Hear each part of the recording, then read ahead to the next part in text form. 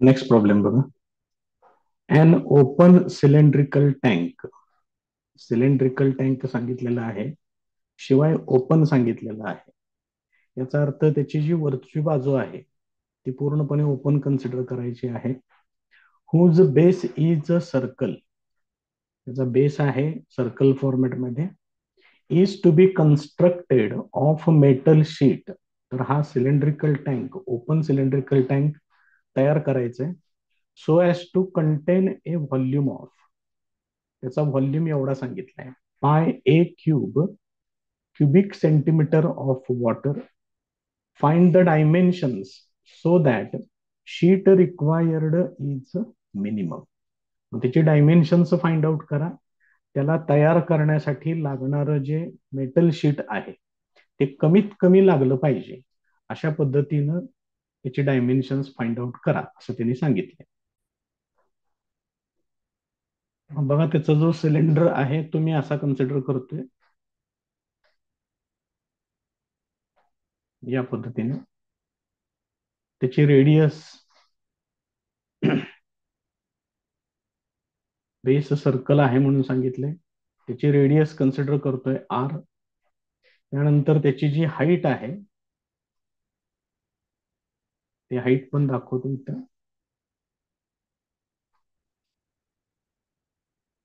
ती हाईट या पद्धतीने, रेडियस इथे येईल. त्याची जी हाईट आहे ती हाईट कन्सिडर करतोय एच. मात्र त्यांनी काय सांगितलंय बघा, हा जो सरफेस आहे, दिस इज ओपन सरफेस. याचा अर्थ इथं वरती मटेरियल नाही. मग मटेरियल कुठं कुठं असणार आहे? मटेरियल असणार आहे असं, हे सिलेंड्रिकल कर्वड पार्ट. त्यानंतर हा जो पार्ट आहे बेसचा, इथं पण मटेरियल येणार. मग ह्या बेसचा एरिया किती येणार? बेसचा एरिया येणार पाय आर स्क्वेअर. आणि हा जो कर्वड सरफेस आहे, हा कर्वड सरफेस असतो 2 पाय आर एच. बघा, लक्षात येते का? मग जे काही मटेरियल लागणार आहे, मेटल शीट इथं लागणार बेसला आणि ही बाजूला. इथं ओपन सरफेस आहे म्हणून सांगितलेलं आहे, लक्षात घ्या. आणि पूर्ण याचा व्हॉल्यूम त्यांनी दिलेला आहे. मग सिलेंडरचा जर व्हॉल्यूम तुम्हाला पाहिजे असेल तर त्याचा फॉर्म्युला आहे पाय आर स्क्वेअर इंटू एच. हे सगळे महत्वाचे फॉर्म्युले त्याच्यातले. आता सुरुवात करूया त्याची.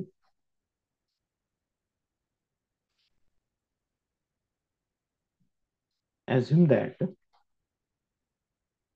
r equal to radius of base, h equal to height of cylinder. Therefore,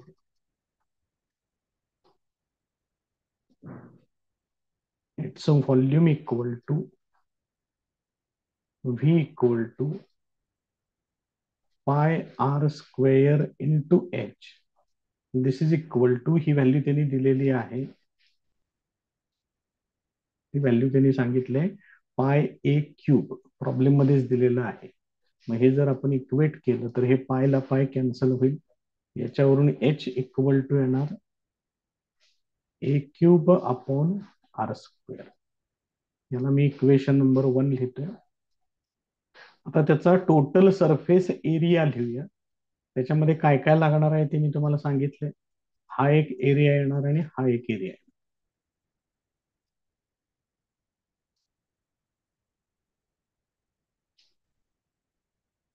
now total surface area equal to, हे काय काय येणार बघा, पाय आर स्क्वेअर प्लस इथं काय येणार 2 पाय आर एच. ह्याच्यामध्ये परत एकदा सांगतोय, हा सरफेस घ्यायचा नाही, कारण हे ओपन ठेवायचं आहे म्हणून त्यांनी सर्व स्पष्ट सांगितलं.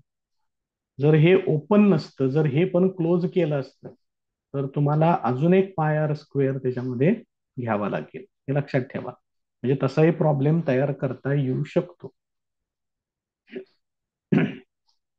आता याच्यामध्ये आपल्याला काय करायचंय, हे जे एच आहे इक्वेशन 1 मध्ये, ही व्हॅल्यू इथं वापरून घेतो. म्हणजे मग बघा हे कसं होईल, हे पाय R square plus 2 pi R, एचच्या ठिकाणी येणार ए क्यूब अपॉन आर स्क्वेअर, हे असं येणार. मग इथे किरकोळ सिम्प्लिफिकेशन होईल, पाय आर स्क्वेअर, एक आर ह्याच्यातलं कॅन्सल होईल आणि हे येणार 2 pi a cube divided by R. आता हे पूर्ण इक्वेशन जे काय तयार झालेलं आहे, हे इक्वेशन टोटली आर मधलं इक्वेशन आहे, म्हणून मी याला एस ऑफ आर असं लिहितोय. हे झालं आपलं इक्वेशन नंबर 2. इथं तुम्ही लिहू शकताय फ्रॉम 1, व्हॅल्यू कुठनं वापरली ते पाहिजे असेल तर लिहा. ठीक आहे. आता याची डेरिव्हेटिव्ह घ्या. इथनं पुढे आपलं नेहमीचं काम सुरू करा. आता differentiating with respect to R.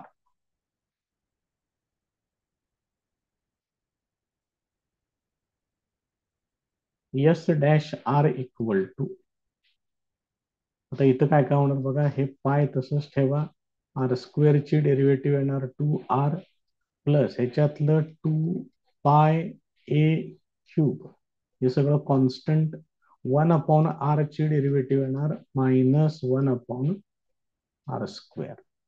म्हणजेच ह्याचं सिम्प्लिफिकेशन बघा आता काय काय होते. S dash r equal to, हे येणार आहे 2 पाय आर. इथं बघा, इथं पहिल्यांदा असं दिसेल 2 pi a cube upon r square.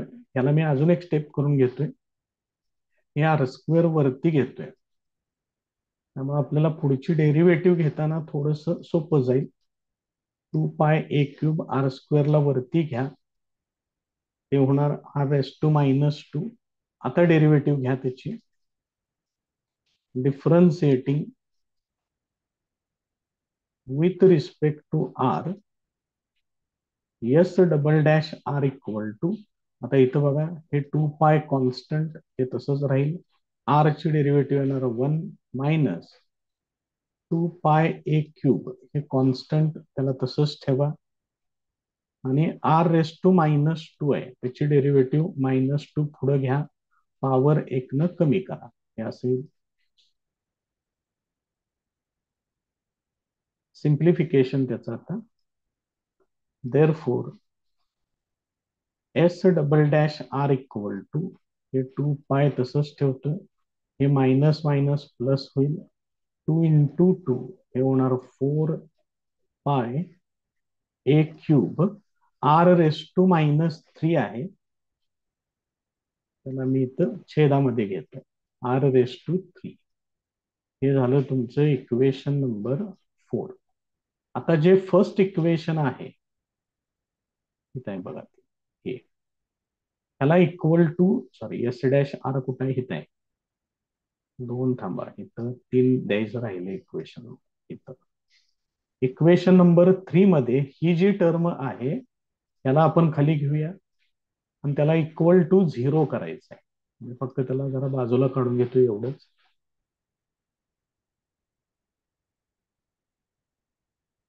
Terms थोड्याशा वाढणार जरा, आता काही पर्याय नाही त्याला काय आपल्याला, खाली घेतलंय त्याला मी आता.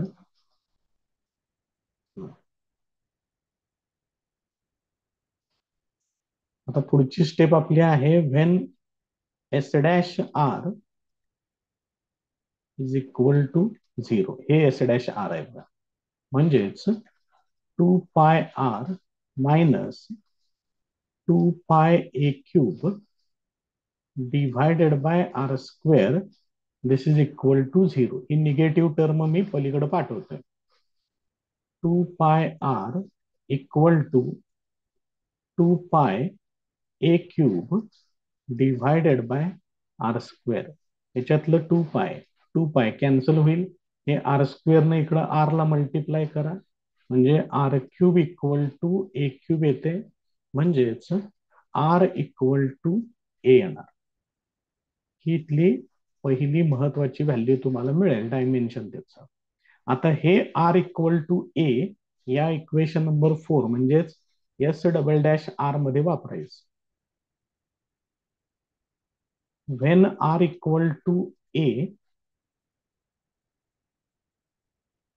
S double dash r equal to, ते लिहून घेतोय मी, 2 pi plus 4 pi a cube upon r cube.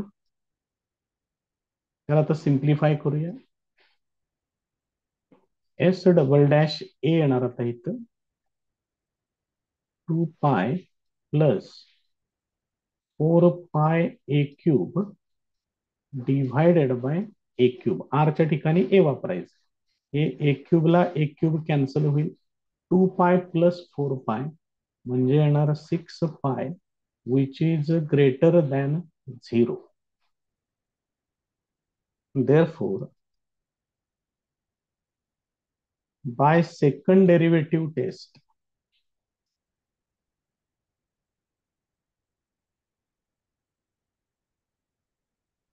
S of R, that is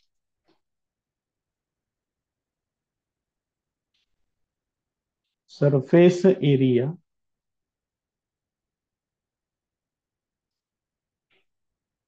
is a minimum when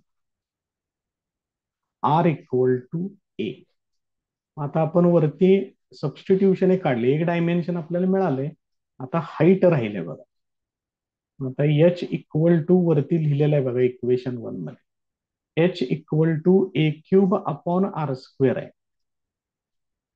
ते वापरूया आता.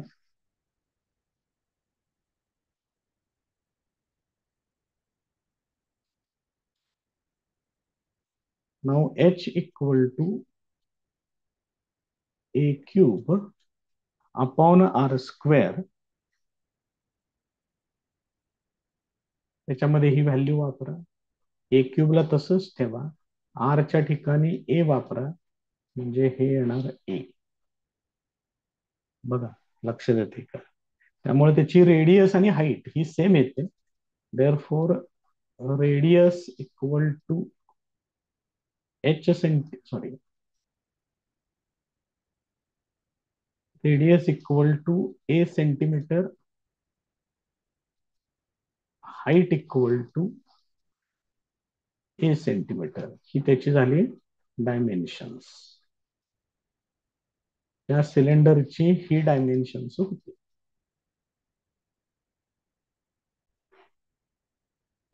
नेक्स्ट क्वेश्चन बघा.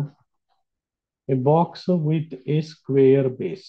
बॉक्स सांगितलंय, त्याचा बेस स्क्वेअर पाहिजे. इथं परत एकदा सांगितलंय is to have an open top. याचा अर्थ त्याला वरचा सरफेस नाही आहे.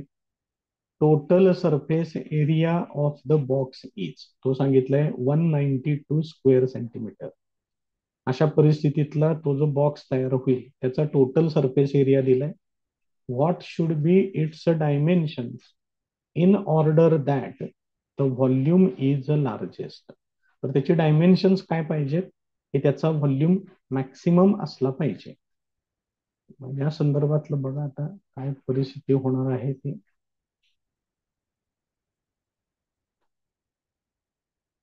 असा तो बॉक्स आपण कन्सिडर करूया या पद्धतीनं. मग याचा जो बेस आहे तो इथं आहे, तो स्क्वेअर बेस आहे म्हणून सांगितलं. मग त्याची साईड मी कन्सिडर करतोय एक्स. ठीक आहे. त्याची जी हाईट आहे ती हाईट कन्सिडर करतोय एच. बघा कशा पद्धतीनं काय काय कन्सिडर करावं लागेल तुम्हाला ते.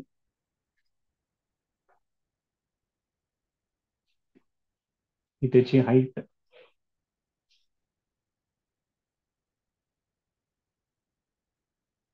हे कन्सिडर करतोय एच. मग आता याचा सरफेस एरिया, हा जो टॉप सरफेस आहे तो सांगितलाय त्यांनी ओपन आहे म्हणून सांगितलंय, त्यामुळे त्याचा काही प्रश्नच नाही. याचा जो बेस आहे त्याचा एरिया येणार एक्स स्क्वेअर. आणि ही जी बाजू आहे त्याची व्हर्टिकल साईड, एक साईड जर तुम्ही कन्सिडर केली तर त्याची लेंथ एच कन्सिडर करूया, ब्रेडथ एक्स कन्सिडर केलं तर एका सरफेसचा एरिया येणार x into H, length into breadth, rectangle आहे तो. आणि असे 4 सरफेसेस आहेत, त्यामुळे टोटल सरफेस एरिया 4xh ह्या व्हर्टिकल साईडचा. तो त्यांनी टोटल सरफेस एरिया या सगळ्या बॉक्सचा तो त्यांनी दिलेला आहे. आपण या सगळ्या कंडिशन आता जे काय काय लिहिलंय ते सगळं कन्सिडर करूया पहिल्यांदा.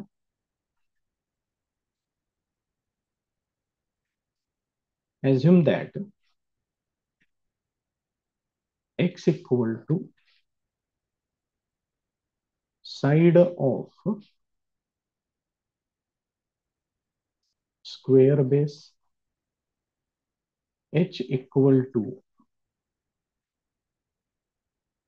height of a box, therefore total surface area is equal to, पहिल्यांदा बेसचा एरिया येणार एक्स स्क्वेअर, आणि ह्या ज्या व्हर्टिकल साइड्स आहेत त्या एकूण 4 साइड्स आहेत, त्यांचा टोटल एरिया एवढा येणार. ही व्हॅल्यू त्यांनी सांगितलेली आहे, ही व्हॅल्यू त्यांनी सांगितली आहे 192. मग याच्यावरून एच काढून घेऊया, असं होईल पहिल्यांदा.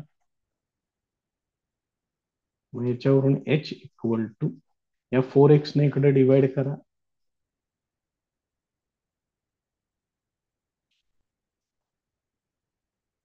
असं येईल. याला मी इक्वेशन नंबर 1 घेतोय. आता त्याचा व्हॉल्यूम लार्जेस्ट पाहिजे. याचा व्हॉल्यूम कसा येणार, व्हॉल्यूम म्हणजे area of base into height, सगळ्यात सोपा फॉर्म्युला व्हॉल्यूम साठी.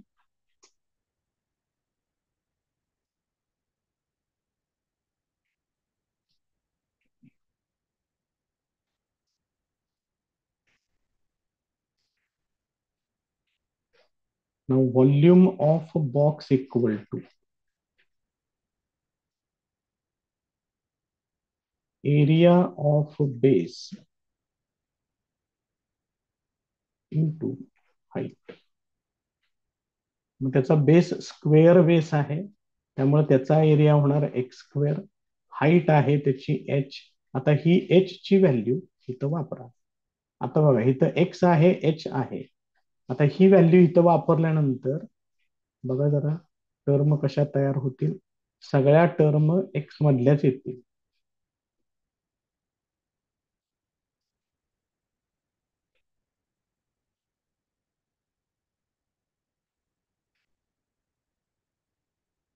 ही व्हॅल्यू आपण इक्वेशन 1 वरून घेतलेली आहे, ते लिहितो इथं पुढे फ्रॉम 1 म्हणून. आता इथं काय होईल, एक एक्स कॅन्सल होईल, हे छेदातलं जे 4 आहे डिनॉमिनेटर त्याला पुढे ठेवतोय, एक्स न आत मल्टिप्लाय करून घ्या, 192x मायनस एक्स क्यूब. आता हे सगळं एक्स मधलं तयार होईल, म्हणून मी याला लिहितोय व्ही ऑफ एक्स. हे झालं तुमचं इक्वेशन नंबर 2. आता हे आपलं बेसिक इक्वेशन आपलं तयार झालं. आता इथून पुढचं आपलं नेहमीच्या पद्धतीनं सोडवायला सुरुवात करूया. Differentiating with respect to x.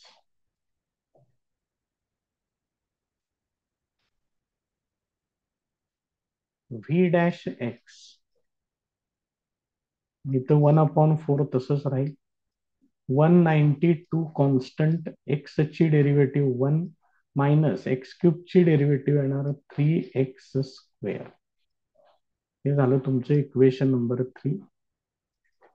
अजून एकदा डेरिव्हेटिव्ह घेऊया. Differentiating with respect to x, v double dash x equal to, हे 1/4 तसंच राहील, 192 कॉन्स्टंट, त्याची डेरिव्हेटिव्ह 0 मायनस 3 आहे असंच ठेवा, एक्स स्क्वेअर ची डेरिव्हेटिव्ह येणार 2x. इथं या 2 इथं भाग घालवा किंवा मायनस पुढे घेतोय, 3 इंटू 2x अपॉन 4, या 2 इथं भाग घालवा, म्हणजेच -3/2x. याला मी इक्वेशन नंबर 4 लिहितोय. हे आहे तुमची सेकंड डेरिव्हेटिव्ह. आता आपली प्रोसेस काय राहील, फर्स्ट डेरिव्हेटिव्ह इक्वल टू 0. इथनं एक व्हॅल्यू तुम्हाला मिळेल, when v dash x is equal to 0, that is v dash x हित आहे 1/4 into bracket 192 minus 3x square, this is equal to 0. 4 न पलीकडे मल्टिप्लाय करून घ्या, म्हणजे हे असं होणार 192 minus 3x square is equal to 0. म्हणजेच 192 is equal to 3x square होणार. मग x square equal to 192 divided by 3. हे सोडवा. Therefore x square equal to 3 संग 18, एक शिल्लक राहील 12 होणार, 3 चौक 12. Therefore x equal to plus or minus 8. पण x ही जो स्क्वेअर बेस आहे त्याची साईड आहे, त्यामुळे निगेटिव्ह तुम्ही घेऊ शकत नाही. But x not equal to -8 पुढं कंसामध्ये लिहून ठेवा, साइड ऑफ स्क्वेअर बेस. त्यामुळे तुम्ही हे मायनस घेऊ शकत नाही. मग तुम्हाला x ची व्हॅल्यू काय घ्यावी लागेल, x इक्वल टू 8 घ्यावं लागेल, आणि ही व्हॅल्यू इक्वेशन नंबर 4 मध्ये वापरायची आहे. इक्वेशन नंबर 4 तेवढं फक्त इथं खाली घ्यायचं.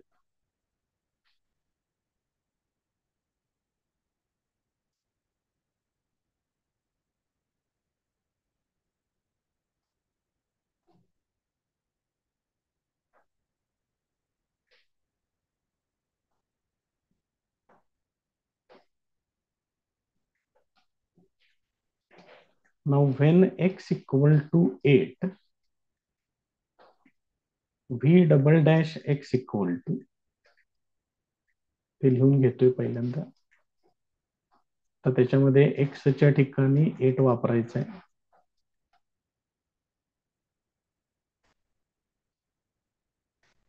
इथं 2 याला भाग घालवा.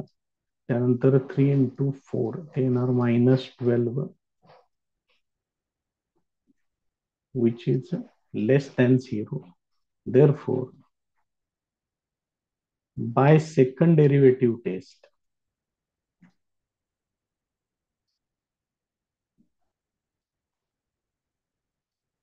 volume is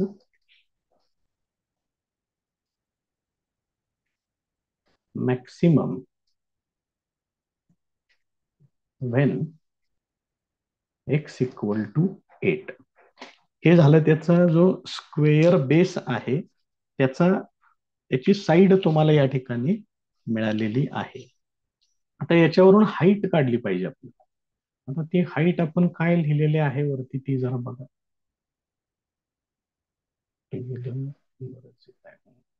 192 minus x square divided by 4x, he value आहे 192 minus x square divided by 4x. आता ती व्हॅल्यू मी इथं वापरतोय.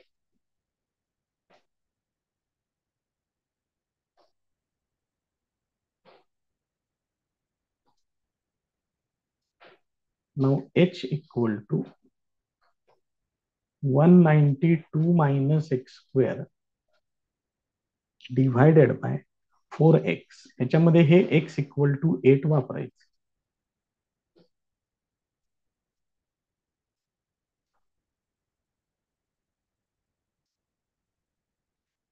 हे किती होणार बघा आता, 192 minus 64 divided by 32 हे असेल. हे किती होते बघा, 4 आणि 8 12, हात झाला 1, 9 मधून 7 गेले, उरले 2, हे असेल. 32 गुणिले 4 करून बघा. जर नाही आलं तसं तर मग 8 न तरी भाग घालवून बघा बरं येते का. कारण 32चा पाडा डायरेक्ट 16 दुने 32, 16 अठ्ठे 128 बरोबर आहे का बघा. 2 चौक 8 ही त्याची हाईट आहे. Therefore side of square base ते आलं 8 सेंटीमीटर आणि हाईट इक्वल टू ते मिळालेलं आहे 4 सेंटीमीटर. ही त्याची डायमेन्शन्स.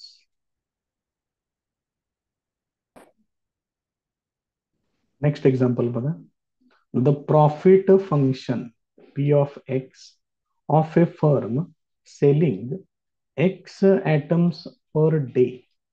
एक फर्म आहे, कंपनी आहे, तर ती काय करते, दिवसाला एक्स ॲटम्स सेल करते. त्याचा जो प्रॉफिट फंक्शन आहे पी ऑफ एक्स ते या फॉर्म्युल्यानं देता येत. हा त्याचा फॉर्म्युला डायरेक्टच दिलाय त्याने, त्यामुळे काही प्रश्नच नाही. Find the number of atoms म्हणजे x the firm should manufacture to get maximum profit. तर एका दिवसामध्ये जास्तीत जास्त प्रॉफिट मिळण्यासाठी त्यांनी एका दिवसाला किती ॲटम्स सेल केले पाहिजेत, मॅन्युफॅक्चर केले पाहिजे ते विचारले आणि मॅक्सिमम प्रॉफिट पण फाइंड आउट करा म्हणून सांगितलं. म्हणजे शेवटी जी व्हॅल्यू येईल ती याच्यामध्ये वापरायची, म्हणजे तुम्हाला मॅक्सिमम प्रॉफिट त्याचं मिळेल. मग हे तर फारच सोपं झालं, डायरेक्ट त्यांनी फंक्शनच दिलेलं आहे, त्यामुळे काय अडचण नाहीये. सुरुवात करूया.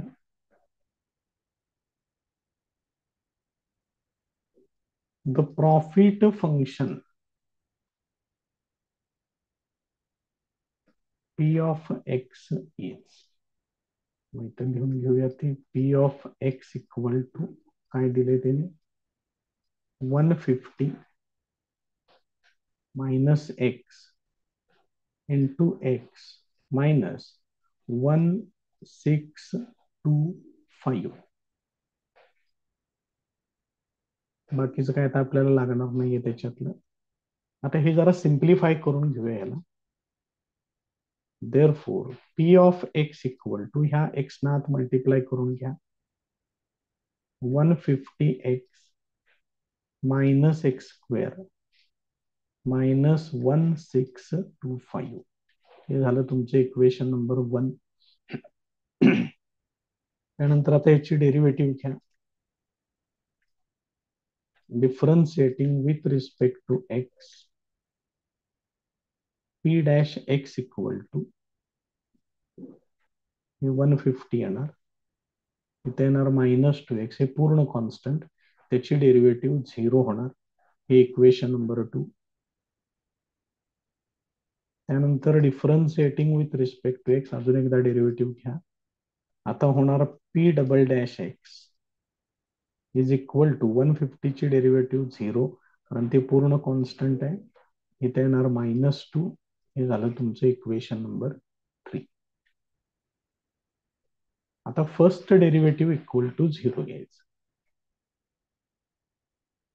when p dash x is equal to 0, that is इथे आहे बघा p dash x ही व्हॅल्यू, म्हणजेच 150 minus 2x is equal to 0 येणार, म्हणजेच 2x इक्वल टू 150 येणार, म्हणजेच x इक्वल टू 75 ही व्हॅल्यू मिळणार आपल्याला. ही व्हॅल्यू घेऊन आता सेकंड डेरिव्हेटिव्ह मध्ये आहे.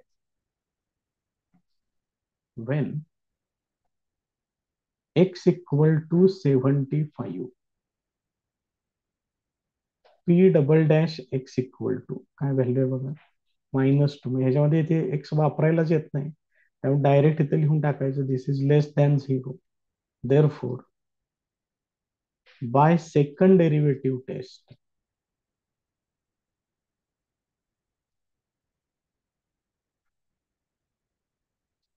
प्रॉफिट इज मॅक्सिमम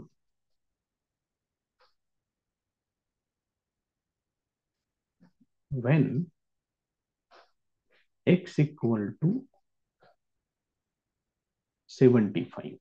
म्हणजेच त्याने दिवसाला 75 ॲटम्स तयार केले पाहिजे. मग हा प्रॉफिट किती असणार आहे ते आता आपल्याला काढायचं. त्यासाठी आपल्याला हे प्रॉफिट फंक्शन लागेल.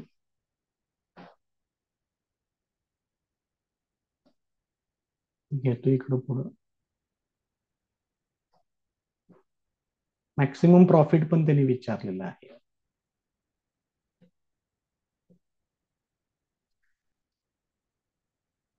Now maximum profit equal to,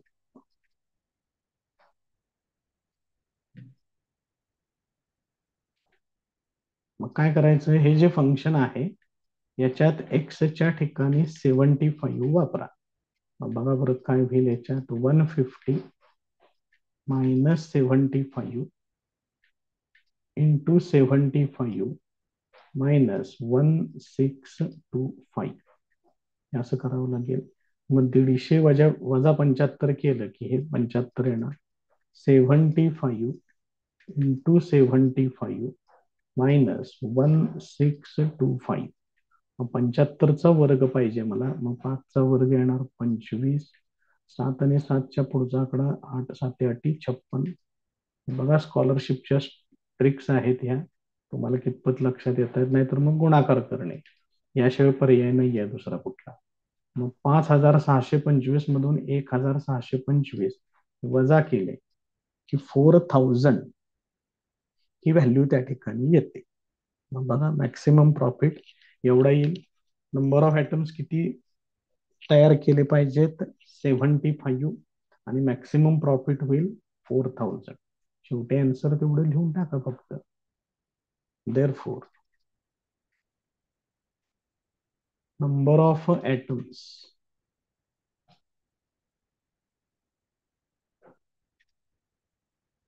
that should be manufactured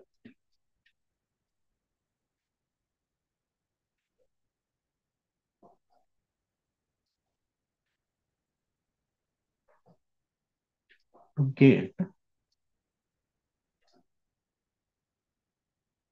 maximum profit is equal to 75. आणि मॅक्सिमम प्रॉफिट किती असेल,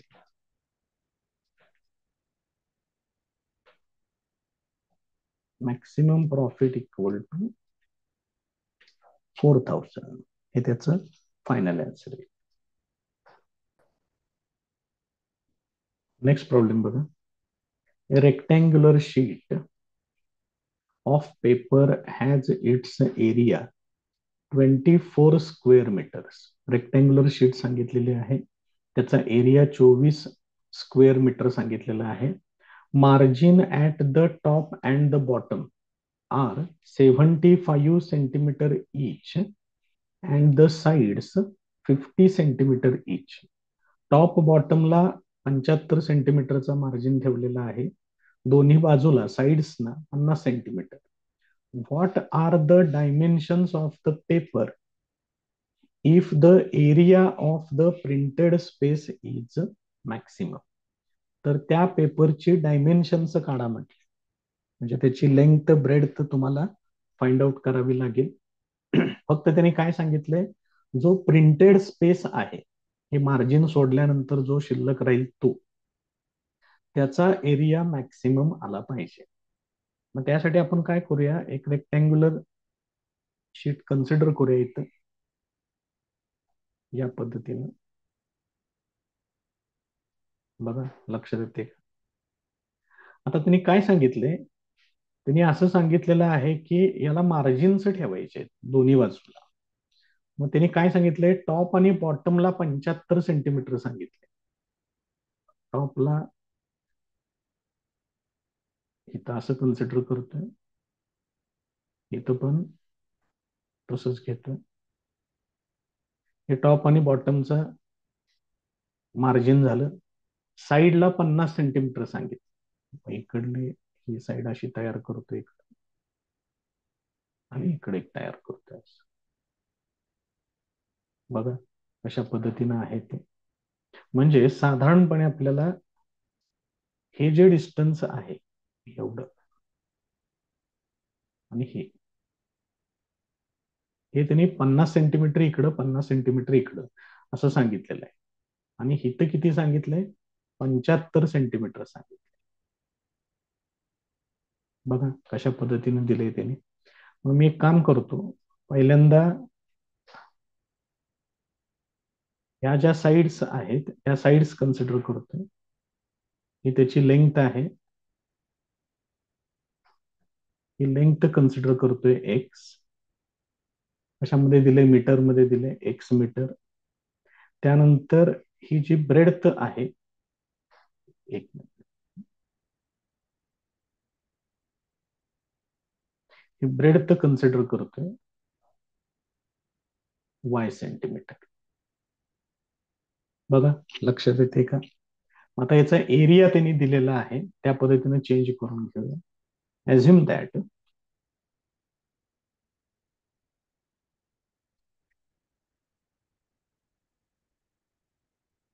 x equal to length and y equal to breadth of sheet. ती जी रेक्टँग्युलर शीट आहे त्याची length आणि bread तुम्ही consider करतोय. Therefore its area equal to x into y होणार. हा एरिया त्यांनी सांगितलेला आहे 24 स्क्वेअर मीटर. मग याच्यावरून वाय इक्वल टू 24/x ही व्हॅल्यू येणार. आता हे मार्जिन्स सोडायचे आहेत आपल्याला. म्हणजे आता इथं जे मी वाय लिहिलेलं आहे त्यालाच मी इथं लिहून ठेवतोय 24/x, कारण ही वायची व्हॅल्यू आहे. आता बघा, साईडचे जर मार्जिन्स तुम्ही बघितले तर 50 सेंटीमीटर म्हटलंय. 50 सेंटीमीटर म्हणजेच 0.5 मीटर.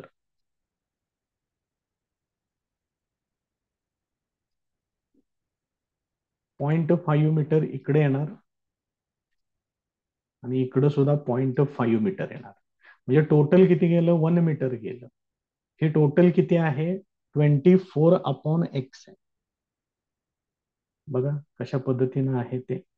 मग त्यांनी साईडला 50 सेंटीमीटर सांगितले. ठीक आहे. मग 24/x मधून हे 1 मीटर मला वजा करावं लागेल. म्हणजे मग मला काय मिळेल? ही बाजू मिळेल एवढी. बघा समजतंय का? आणि ती बाजू किती येणार मग? 24/x minus 1 metre. ही बाजू येते ना. त्याच्यानंतर जरा थोडस वेगळ्या पद्धतीने दाखवतोय. ही एक बाजू मला लागेल. बघा, ती बाजू कशी तुम्हाला मिळेल? इकडं 75 सेंटीमीटर सांगितले, म्हणजे 0.75 सेंटीमीटर इकडं आहे, 0.75 मीटर. आणि इकडं आहे 0.75 मीटर. मग 0.75 म्हणजेच किती होणार? ते 1.5 मीटर होणार. म्हणजेच 3/2 असं घेऊ शकते. मग आता ही साईड पूर्ण किती आहे बघा. ही पूर्ण साईड आहे एक्स मीटर. त्याच्यातून हे 1.5 मीटर वजा केले, इथे किती येणार? एक्स मायनस 3/2 मीटर ही बाजू येणार इकडची. तुम्हाला हे ह्यांची डायमेन्शन्स मिळालेले आहेत. फॉर प्रिंटेड, फॉर द काय म्हटलंय त्यांनी? प्रिंटेड स्पेस असा शब्द प्रयोग त्यांनी वापरलाय, तोच आपण वापरूया.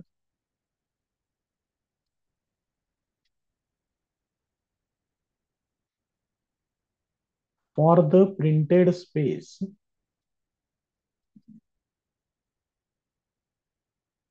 It's dimensions R,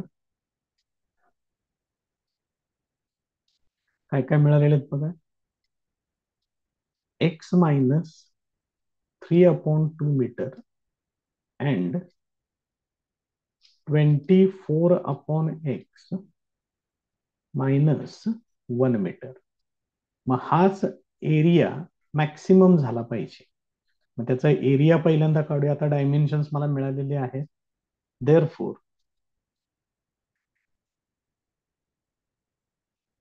it's area equal to, ह्या बाजूंचा फक्त प्रोडक्ट घ्यायचा.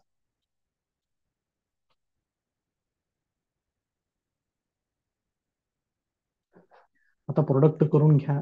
एक्स न पहिल्यांदा ह्या पूर्ण ब्रॅकेटला मल्टिप्लाय करा. एक्स इंटू 24/x, फक्त 24 येणार, मायनस एक्स. मायनस या दोघांचा प्रोडक्ट करायचा आहे. 2 इथं भाग लागेल. मी इथं पाहिजे असलं त्याला लिहितोय सर. एक स्टेप एक्स्ट्राची जाऊ दे इथं. हे असेल आणि हे मायनस मायनस प्लस होणार. हे असेल. सिम्प्लिफिकेशन 24 मायनस एक्स याचं किती होणार? 12चा भाग लागेल इथं. 12 त्रिक 36 हे असेल प्लस 3/2. या दोघांची तेवढी बेरीज करूया. किती होईल बघा? 24 दुने 48 आणि 3 51/2 होणार. हे बाकीचं सगळं आहे असंच ठेवून टाका. त्यात काय बदल करत बसू नका. हे असेल. हा एरिया आहे, सगळं एक्स मध्येच आहे. त्याला लिहितोय मी ए ऑफ एक्स. हे झालं आपलं इक्वेशन नंबर 1. आता इथून पुढची आपली नेहमीची प्रोसेस स्टार्ट करूया. Differentiating with respect to x. A dash x equal to, पहिलं कॉन्स्टंट त्याची डेरिव्हेटिव्ह 0. इथं -1 -36 तसंच ठेवतोय आणि -1/x ची डेरिव्हेटिव्ह ती येणार -1/x². याचं सिम्प्लिफिकेशन -1 प्लस 36/x². हे तसंच ठेवतोय आणि पुढची थोडीशी तयारी करून घेतोय. -1 प्लस 36 x² ला वरती घेतोय. x⁻² होणार ते. अजून एकदा डेरिव्हेटिव्ह घ्यायची याची. Differentiating with respect to x. A double dash x equal to, हे -1 त्याची डेरिव्हेटिव्ह 0 प्लस 36 ते -2 पुढे घ्या. एक्स ची पॉवर 1 न कमी करा म्हणजे -3 होणार. टोटल किती होणार बघा? -72 x⁻³ ला छेदामध्ये घेतोय म्हणजे x³ हे असेल. आता याच्यामध्ये आपल्याला लागणाऱ्या टर्म्स कुठं कुठं आहेत बघा. हे झालं इक्वेशन नंबर 2. हे झालं इक्वेशन नंबर 3. आता when a dash x equal to 0,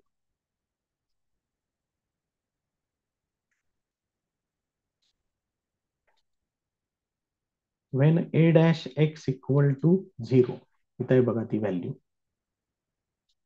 म्हणजेच -1 plus 36/x².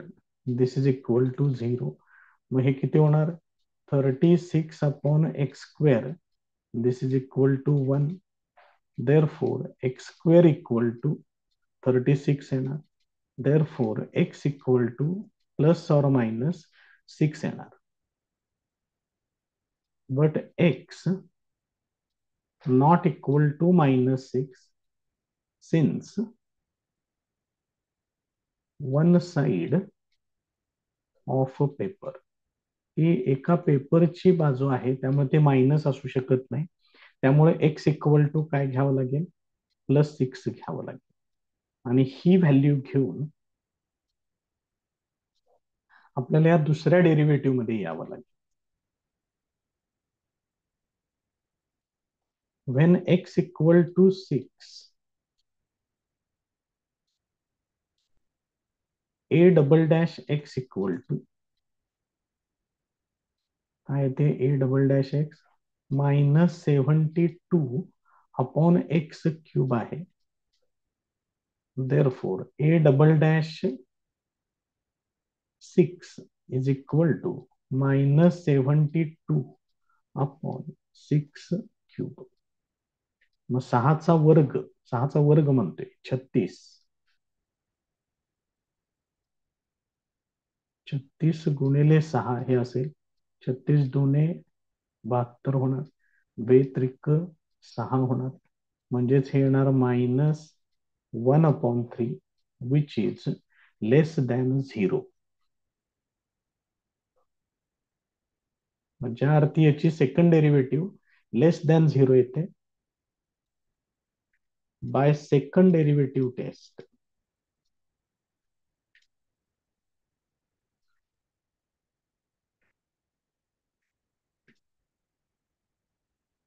area of printed space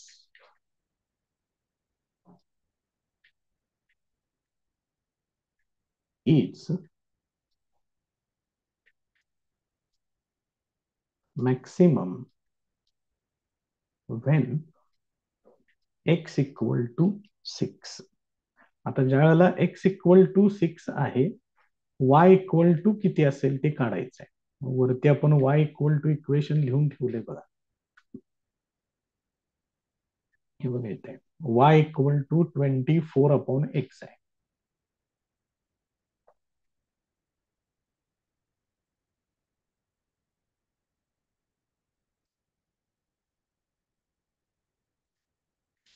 Now y equal to 24/x. Therefore, y equal to 24/6. That is equal to 4. Therefore, dimensions of sheet are 6 meter and 4 meter. It is a final answer. Next problem, bada. A telephone company in the town has 5,000 subscribers on its list. Subscriber म्हणजे ग्राहक त्याचा. एकूण 5,000 subscribers आहेत. Collects fixed rent charges ₹3,000 per year from each person. प्रत्येक subscriber कडून per year 3,000 रुपये ते घेतात. पुढे काय सांगितलं बघा. The company proposes to increase annual rent. ही कंपनी काय ठरवते की त्याचं जे अॅन्युअल रेंट आहे ते वाढवायचं आहे. आणि पुढे एक कंडिशन सांगितले. It is believed that for every increase of ₹1 in the rent, one subscriber will be discontinued. साहजिकच आहे, ज्या वेळेला किंमत वाढते त्यावेळेला लोक म्हणतात ते नको बंद करा म्हणतात. मग त्यांनी कसं गृहीत धरले बघा. जर ₹1 किंमत वाढली तर एक सबस्क्रायबर त्याच्यातला कमी होत, असं त्यांनी गृहीत धरले. मग ₹2 वाढले तर 2 सबस्क्रायबर कमी होणार. ₹3 वाढलं 3 सबस्क्रायबर कमी होणार. ₹10 वाढलं 10 सबस्क्रायबर कमी होणार. बघा लक्षात येते. Find what increased annual rental will bring the maximum annual income to the company. मग त्याने असं विचारले की हे अॅन्युअल रेंट किती रुपयानं वाढवल्यानंतर त्या कंपनीला जास्तीत जास्त मॅक्सिमम अॅन्युअल इन्कम मिळेल. बघा कशा पद्धतीनं प्रश्न विचारलाय ते. मग पहिल्यांदा आपण सगळं दिलंय त्यांनी ते कन्सिडर करूया. Given that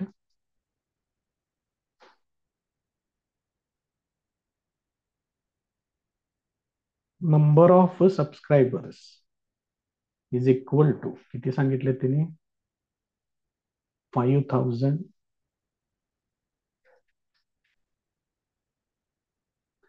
annual rent equal to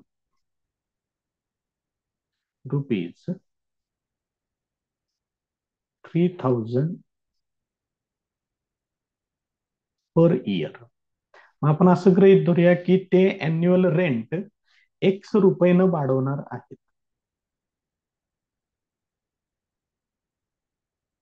Assume that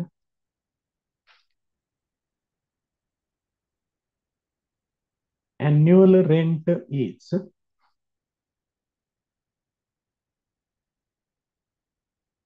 increased by ₹X. मग तेवढेच जेवढ्या किमतीनं तुम्ही अॅन्युअल रेंट वाढवताय तेवढे सबस्क्रायबर डिसकंटिन्यू होणार. Therefore X subscribers will discontinue. Discontinue म्हणजे ते कनेक्शन बंद करून टाकणार. आता नवीन सबस्क्रायबर्स किती शिल्लक राहतील.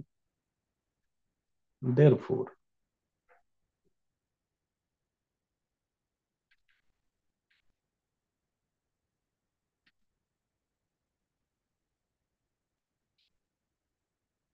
रिमेनिंग सबस्क्रायबर्स इक्वल टू एकूण किती होते 5,000 त्याच्यातले एक्स निघून जाणार म्हणजे शिल्लक राहणार 5,000 मायनस एक्स. आता नवीन अॅन्युअल रेंटल किती असेल new annual rental is equal to ते काय होणार एक्स रुपयाने वाढवायचं आहे ते म्हणजे किती होणार ₹3,000 प्लस एक्स होणार therefore new annual income is equal to ह्या दोघांचा गुणाकार करायचा एवढे पैसे त्या कंपनीला मिळतील 3,000 plus x into 5,000 minus x याच्यामध्ये आता दुसरं कुठलं व्हेरिएबल दिसतच नाही इन्कम साठी आय वापरतोय मी इथं आणि सगळं एक्स मध्येच आहे त्यामुळे मी ह्याला म्हणतोय आय ऑफ एक्स 3,000 गुणिले 5,000 आहे बघा इथं 3 5 15 होणार हे 3 आणि हे 3 6 शून्य द्यावे लागतील 3 4 5 आणि 6 परत -3,000 एक्स एक येणार आता एक्स न मल्टिप्लाय करा 5,000 एक्स आणि एक्स इंटू एक्स येणार मायनस एक्स स्क्वेअर या दोघांची तेवढी बेरीज करून घ्या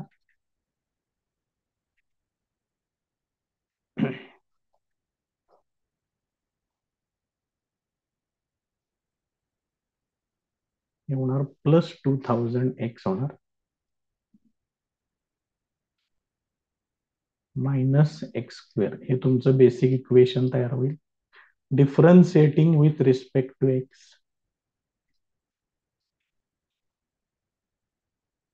I dash x equal to हे पूर्ण कॉन्स्टंट आहे बघा किती मोठी संख्या असू दे कॉन्स्टंट आहे डेरिव्हेटिव्ह शून्य येणार त्याची प्लस इथे येणार 2,000 मायनस हे होणार 2x हे झालं तुमचं इक्वेशन नंबर 2 अजून एकदा डेरिव्हेटिव्ह घ्या त्याची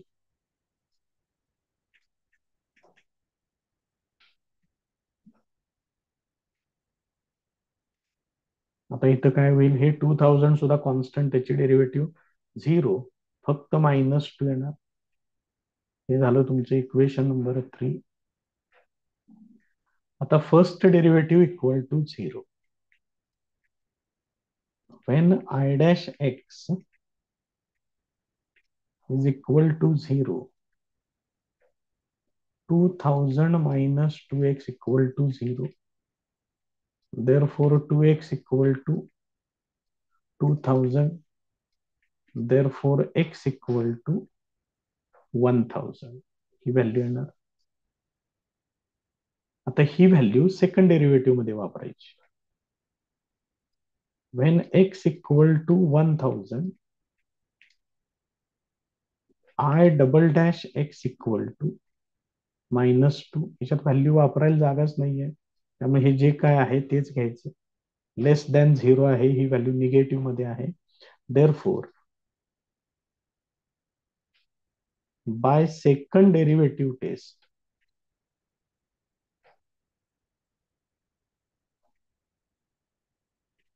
annual income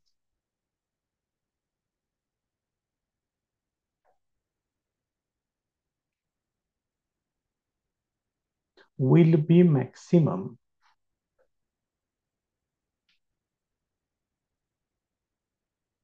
when x equal to 1,000 म्हणजेच त्या कंपनीनं किती रेंटल वाढवलं पाहिजे तर 1,000 रुपयेनं रेंटल वाढवलं पाहिजे शेवटी त्या पद्धतीने उत्तर लिहून टाकूया आपण देअरफोर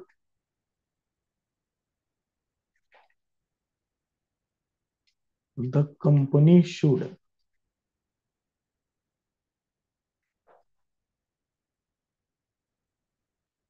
increase